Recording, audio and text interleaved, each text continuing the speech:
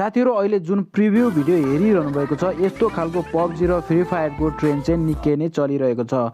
यसै अन्तर्गत रहेर मैले यो भिडियो कसरी बनाउन सकिन्छ भनेर आज सिकाउने छु।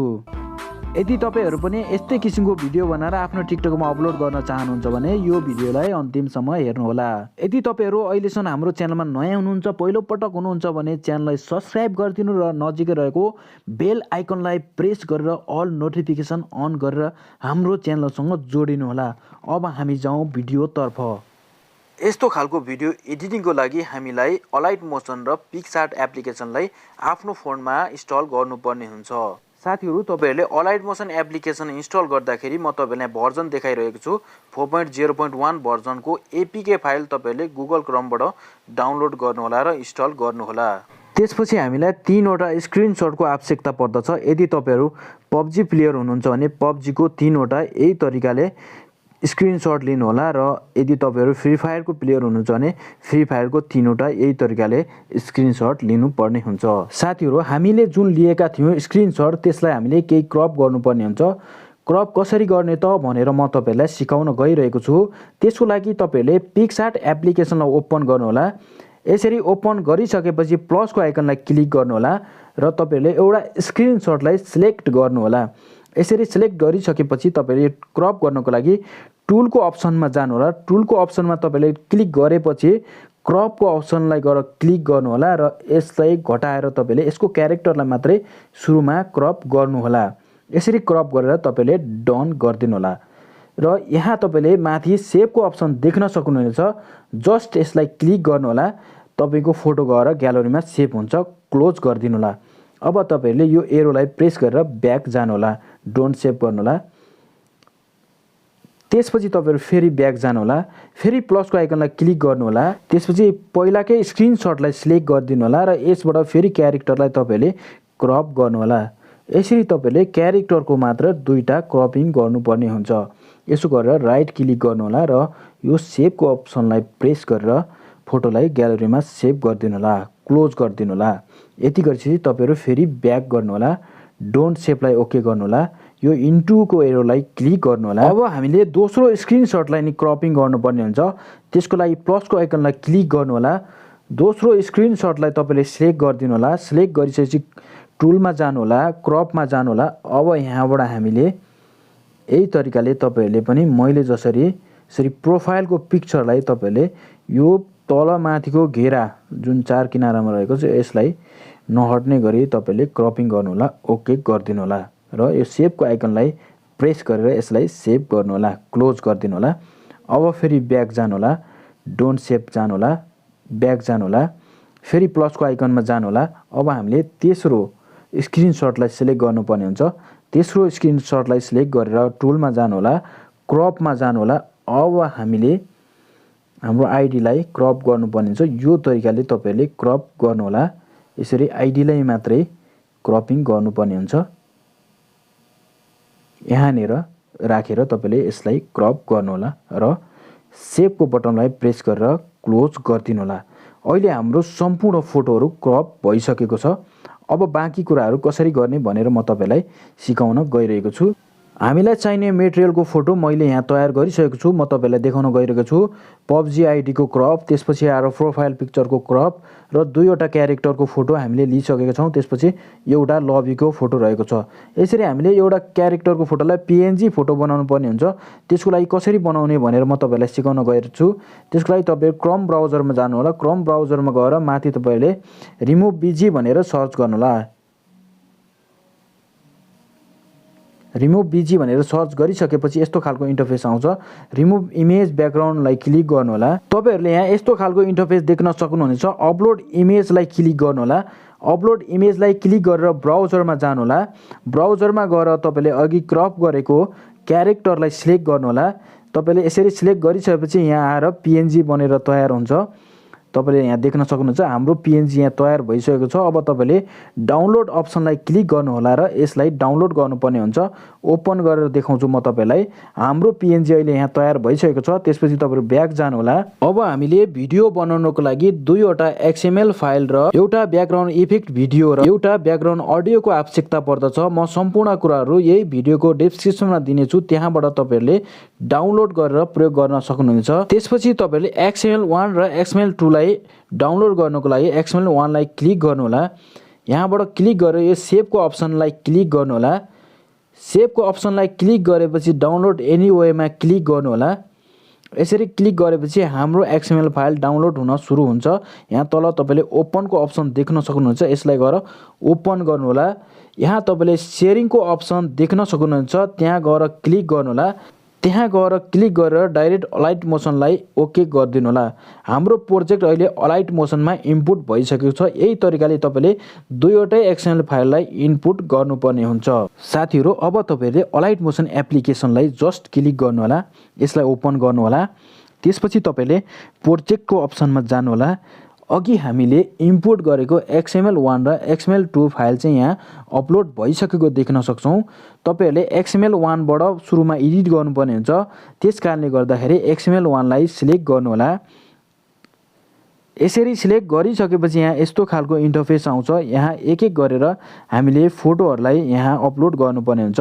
त्यसको लागि सुरुमा तपाईले एसएस प्रोफाइल देख्नु भएको छ, यसलाई जस्ट टच गर्नु होला। यो ओके आयो, यसलाई पनि ओके गरिदिनु होला। त्यसपछि यहाँ कलर एन्ड फिल को अप्सन देख्न सक्नुहुनेछ, यसलाई क्लिक गर्नु होला। यो साइड को अप्सन देख्नु भएको छ, यसलाई क्लिक गर्नु होला। यसलाई क्लिक गरेर तपाईले लबी को फोटोलाई सिलेक्ट गरेर प्लस को आइकनलाई क्लिक गरिदिनु होला। अब हामीले बाँकी फोटोहरु अपलोड गर्नको लागि तपाईहरुले यही अप्सनमा गएर क्लिक गर्नु होला। यसलाई क्लिक गरेर राइट स्क्रल गर्नु होला। हामीले यहाँ तीनवटा अप्सन देख्न सक्छौं। एक एक गरेर यहाँ पनि स्क्रिनशट भिडियो जुन क्रप गरेको थियो त्यो राख्नुपर्ने हुन्छ। सुरुमा हामीले डाउनलोड गरेको इफेक्ट भिडियोलाई यहाँ अपलोड गर्नुपर्ने हुन्छ। त्यसको लागि सबैभन्दा तलको इफेक्ट अप्सनलाई क्लिक गर्नु होला। यसलाई ओके गर्नु होला। कलर एन्ड फिलमा जानु होला। यो अप्सनमा गएर क्लिक गर्नु होला। यहाँ गएर यो इफेक्टलाई सिलेक्ट गरेर प्लसको आइकनलाई ओके गरिदिनु होला। अब हामीले बाँकी एडिटिङको लागि तपाईहरुले यही इफेक्टको अप्सनलाई एकचोटी टच गर्नु होला। टच गरेर यहाँ तपाईले फ्री फायर आईडी भनेको छ, यसमा चाहिँ तपाईले पबजी आईडी को इमेजलाई यहाँ राख्नुपर्ने हुन्छ। सुरुमा तपाईले तलकोलाई सिलेक्ट गर्नु होला। यसरी सिलेक्ट गरेर ओके गर्नु होला। कलर एन्ड फिलमा जानु होला। यो अप्सनलाई गएर क्लिक गर्नु होला। यहाँ गएर तपाईले आईडी लाई सिलेक्ट गरेर प्लसको आइकनलाई क्लिक गरिदिनु होला। त्यसपछि यही गएर तपाईले फेरि टच गर्नु होला। टच गरेर माथिकोलाई चुज गर्नु होला। ओके गर्नु होला। कलर एन्ड फिलमा जानु होला। यो अप्सनमा गएर क्लिक गर्नु होला। फेरि त्यसै आईडी लाई सिलेक्ट गरेर प्लसको आइकनलाई क्लिक गर्नु होला। त्यसपछि तपाईले बाँकी एडिटिङको लागि तपाईले यसैलाई क्लिक गर्नु होला। यसलाई क्लिक गरेर राइट स्क्रल गर्नु होला। यहाँ तपाईले फोटो क्यारेक्टर भनेको छ, यो दुईटामा चाहिँ हामीले आफ्नो प्रोफाइलको पिक्चरलाई राख्नुपर्ने हुन्छ। त्यसको लागि सुरुमा तपाईले तलकोलाई क्लिक गर्नु होला। क्लिक गरेर ओके गर्नु होला। कलर एन्ड फिलमा जानु होला। यसै अप्सनलाई गएर सिलेक्ट गर्नु होला। यहाँ तपाईले प्रोफाइल पिक्चरलाई सिलेक्ट गरेर प्लस गर्नु होला। त्यसपछि तपाईले यसैलाई क्लिक गर्नु होला। यहाँ गएर माथिकोलाई सिलेक्ट गर्नु होला। ओके गर्नु होला। कलर एन्ड फिलमा जानु होला। यो अप्सनलाई गएर क्लिक गर्नु होला र प्रोफाइल पिक्चरलाई फेरि तपाईले सिलेक्ट गरेर प्लसको आइकनलाई ओके गर्नु होला। अहिले हाम्रो पबजी को प्रोफाइल पिक्चर पनि यहाँ शो भइसकेको छ। अब बाँकी एडिटिङको लागि तपाईले यसै प्रोफाइल पिक्चरलाई क्लिक गर्नु होला। यसरी क्लिक गरेर राइट स्क्रल गर्नु होला। यहाँ स्क्रल गरेपछि हामीले फेरि बाँकी एडिटिङ गर्नुपर्ने हुन्छ। साथीहरु, अब तपाईले यहाँ क्यारेक्टरको पेज र क्यारेक्टरको फोटोलाई अपलोड गर्नु होला। त्यसको लागि सुरुमा तपाईले तल्लो लेयरलाई सिलेक्ट गर्नु होला। ओके गर्नु होला। कलर एन्ड फिलमा जानु होला। यो अप्सनलाई गएर क्लिक गर्नु होला। यहाँ गएर तपाईले क्यारेक्टरलाई सिलेक्ट गरेर प्लसको आइकनलाई क्लिक गरिदिनु होला। अब तपाईले पीएनजी एड गर्नुपर्ने हुन्छ। त्यसको लागि तपाईले यहाँ गएर यसलाई सिलेक्ट गर्नु होला। यसलाई सिलेक्ट गरेर थोरै लेफ्टमा आउनु होला। यसको स्टार्टिङ पोइन्टमा आउनु होला। स्टार्टिङ पोइन्टमा आएर तपाईले यो लेयरलाई क्लिक गर्नु होला।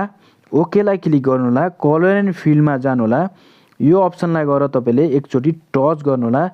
अब तपाईले कहाँनिर डाउनलोड गरेको छ त्यहाँबाट PNG लाई अपलोड गर्नुपर्ने हुन्छ। त्यसको लागि तपाईले यहाँनिर टच गर्नुहोला।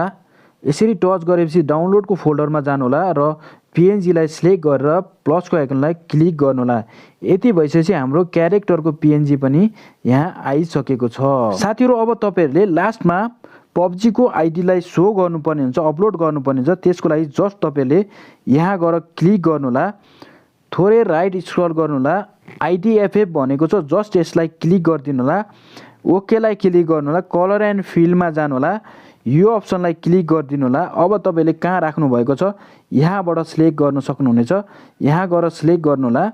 त्यसपछि म यहाँ डेमो भनेको छ यहाँ राखेको छु, यसमा गएर तपाईले आईडी लाई सिलेक्ट गरेर ओके गरिदिनुहोला। त्यसपछि साथीहरु यो एरोलाई प्रेस गरेर ब्याक जानुहोला। त्यसपछि यो साइडको एरो देख्न सक्नुहुनेछ, जस्ट यसलाई क्लिक गर्नुहोला। यसलाई क्लिक गरिसकेपछि यहाँ तपाईले एक्सपोर्टिङको अप्सन माथि देख्न सक्नुहुनेछ, यसलाई क्लिक गर्नुपर्ने हुन्छ। त्यसलाई क्लिक गरेर तपाईले भिडियोलाई सिलेक्ट गरेर एक्सपोर्टिङ बटनलाई ओके गरिदिनुहोला। त्यसपछि हामीले XML2 मा काम गर्न बाँकी नै रहेको छ, त्यसको लागि यसलाई 100% एक्सपोर्टिङ हुन दिनुपर्ने हुन्छ। भिडियो 100% एक्सपोर्ट भइसकेपछि तपाईले यस्तो खालको इन्टरफेस देख्न सक्नुहुनेछ। जस्ट तपाईहरुले यो सेभको अप्सनलाई गएर सेभ गरिदिनु होला। यो भिडियो ग्यालरीमा गएर सेभ हुन्छ। त्यसपछि क्लोजमा गएर क्लोज गर्नु होला। अब तपाईहरु ब्याक जानु होला। ब्याक गइसकेपछि तपाईले अब XML2 लाई ओपन गर्नु होला। यसरी ओपन गरिसकेपछि हाम्रो अगाडि यस्तो खालको इन्टरफेस आउँछ।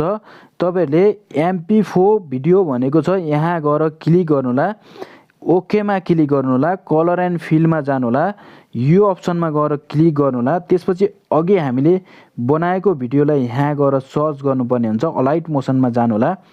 त्यसपछि यो भिडियोलाई सिलेक्ट गरेर तपाईले प्लसको आइकनलाई क्लिक गर्नु होला।